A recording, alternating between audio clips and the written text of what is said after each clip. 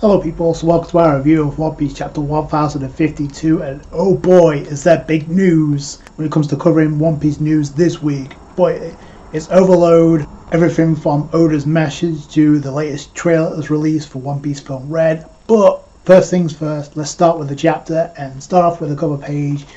And we actually get some development, and to be honest, I wasn't expecting this. I guess the silhouette that we saw a couple of chapters ago is revealed to be Caesar Clown. Now I don't know why he's back, but Reiju notices him, and so I'm curious where that's going to lead, and also where Judge is right now. I thought that was very interesting. The Oda decided to bring Caesar Clown back into Whole Cake Island to interact with the Vinsmokes for whatever reason. Speaking of interaction, we got a lot of it when it comes to that Straw Hats, but we start off the chapter with the Holy Land at Marajose with the Gorosei, and obviously they got the word, thanks to the CP0 agent, that not only has the Yonko fallen, but also Nika has finally emerged. So they know about the awakening now, so guaranteed bounties. We're going to probably find out what the bounty increases are probably next chapter, because Abu arrived with the bounty. But yeah, notice how they say as the two emperors have fallen, but we still haven't seen them, so we don't know if they're dead or just like off Wano. We don't know. It doesn't really matter anymore because we know where we're heading. The pacing, and on to the next portion, to the finale of Wano. So they also ask about Zunisha. You saw that elephant has gone. Now I'm not too sure why Zunisha didn't attack the warships, but the elder with the sword obviously points out that the Wano borders are staying closed, so an impossible invasion is impossible right now. So I guess that was quick thinking on the part of Momonosuke. But they also put out, can we still capture Nico Robin? And the CP0 agent says, of course. So there's the danger right there.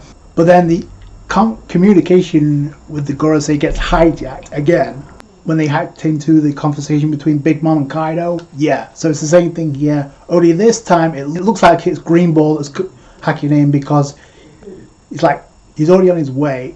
He's got distinct way of talking, or at least communicating, because he's like, stay where you are, bzz, bzz, as if he's a bug or something, which makes sense because of what we see by the end of this chapter. He's like, stay where you are, I'm on my way. Then we shift gears and focus onto, we'll go back into Wano, and we actually get the first death of a supernova. We could assume it's a death, we don't know, in Onigashima, where we see X-Drake and Hawkins talking, and we come to find out that the person with the 1% chance of survival was kind of misled, because even in the anime they kind of highlighted it as being X-Drake, but no, in this chapter it pretty much confirmed the one he was talking about was himself. And it kind of mirrors what we got in the previous chapter with Scratch Manitou finally learning about the defeat of Kaido at the hands of Luffy. So now it's Hawkins' turn, because he realized he messed up. He picked the wrong side, because obviously he thought there was no chance. Turned out to be his downfall. So I don't know if that's the end for Hawkins, but boy, talk about a way to go out. We go over to the Flower Capital, and where everybody's talking about, we get the teacher. I guess Sarah Hebi isn't coming back because obviously he got taken down, one of the underlings of Black Maria, so that makes sense. But they get a new teacher in, and actually kids are being educated about Kazuki Oden and not the propaganda about Orochi, so that's good.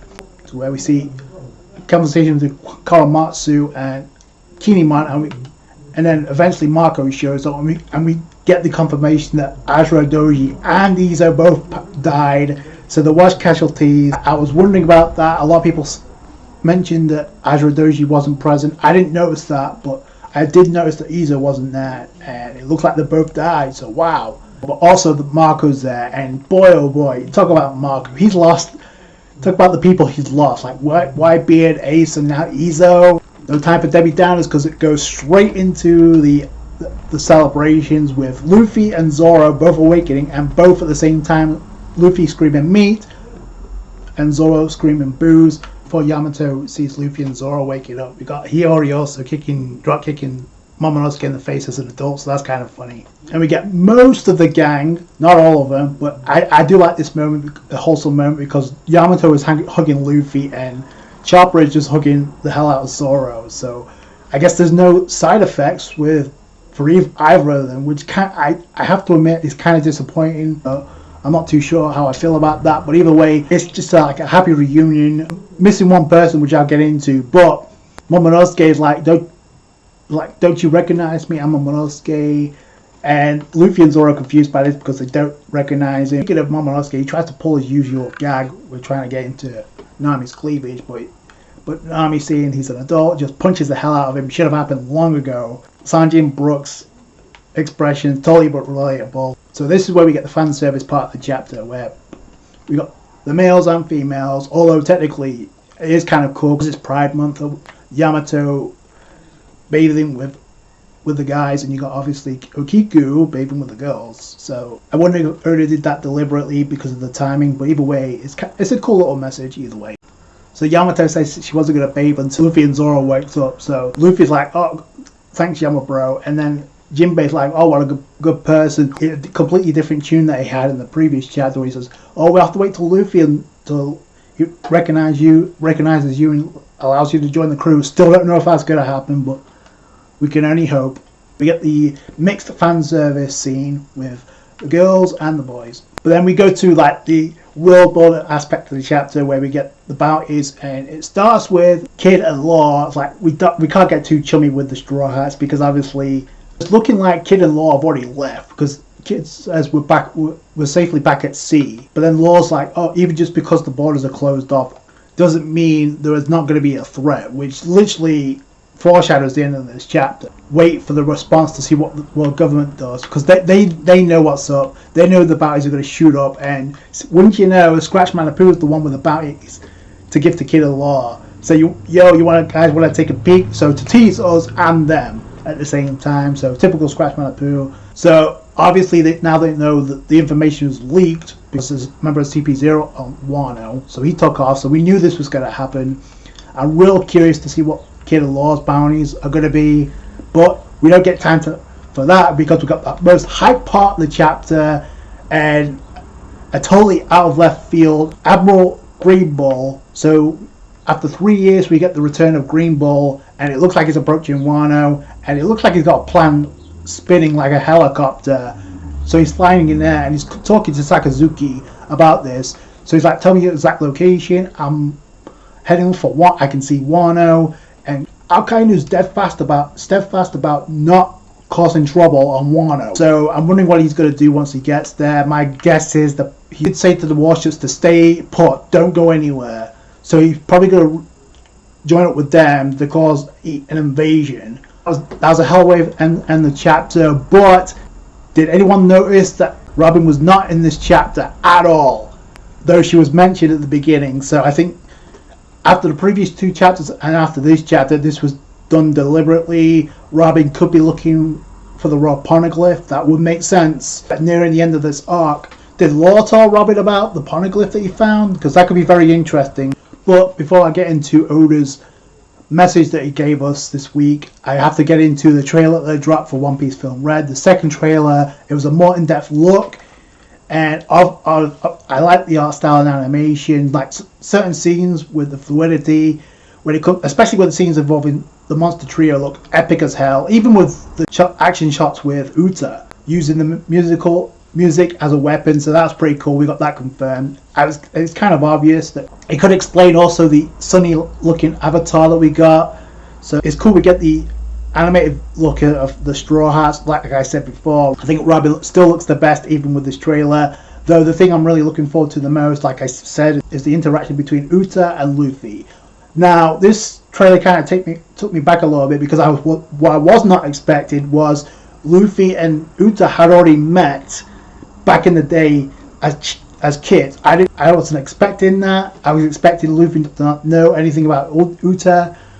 So that was the kind of the twist that I didn't expect. So I like that.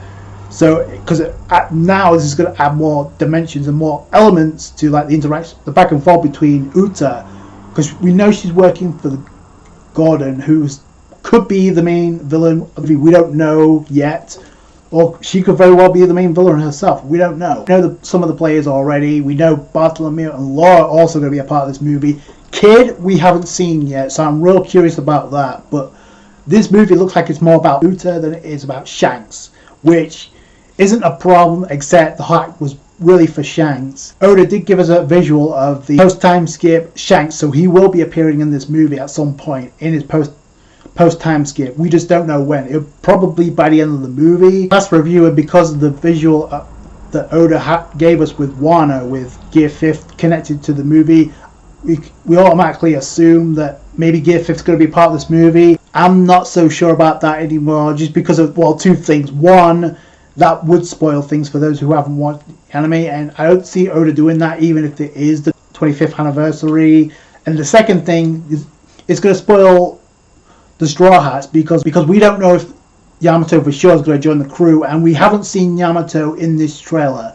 So obviously it's not canon, so Oda may leave Yamato out of this to not spoil us when it comes to like the ending of the most important detail to me though is like all the animators are happy with the way that Uta has been executed Uta. Now it's for us to see, but that to me is a very good sign. If they're hyped up about Uta, it goes back to what I said. I think Uta has the potential to like be one of the best non-Straw Hat movie characters in the series. Especially now we know there's a connection between Luffy and Uta. That could really, like I said, add dimensions not only to Uta but also Luffy as a character. So I can't wait to see that.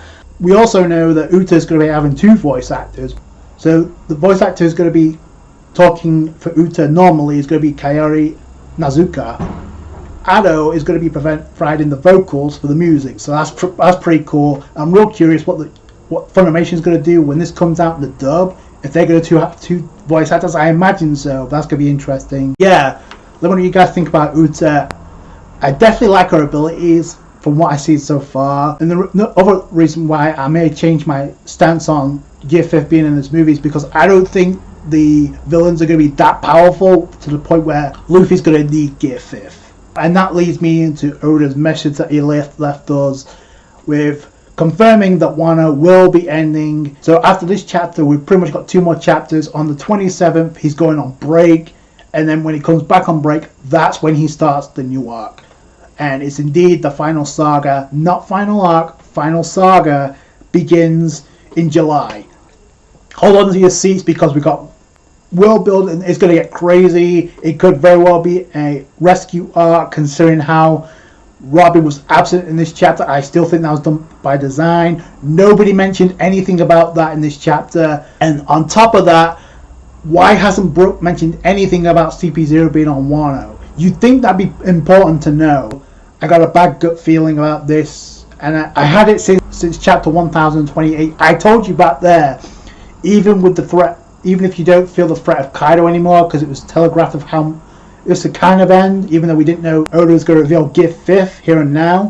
But you definitely feel it from the outside because you had CP0, even though that was way telegraphed. But you also had the Admirals in play, you had the warships, you also had Rob Lucci say capture Nico Robin alive. So Oda left that purposely in the back of our heads that okay, don't sleep on this because it will become a problem, and it may be a problem within the next two chapters. But also, it looks like we're going to have that banquet within the next two chapters. Plus, we may get the information on that rogue poneglyph pretty soon. We have to, because Oda's going to wrap things up within two chapters. We're moving on from Wano. It's been so long. It's been 4 years, and I can't believe we're already moving on to the final saga. Like that's crazy. But then we thought about. We've been like, were we waiting for Wano? And when we finally got there, it was surreal. It's halfway, was it chapter 909 is when we got to Wano officially. So yeah, that was crazy. Final saga. I have no idea what's next, so I can't wait to see. Let me know what you guys think down below. That's gonna do it for you guys. Thanks so much for watching. Like the review if you did, a thumbs up. I appreciate that. Subscribe to One Piece. Catch you guys later. Thanks, guys.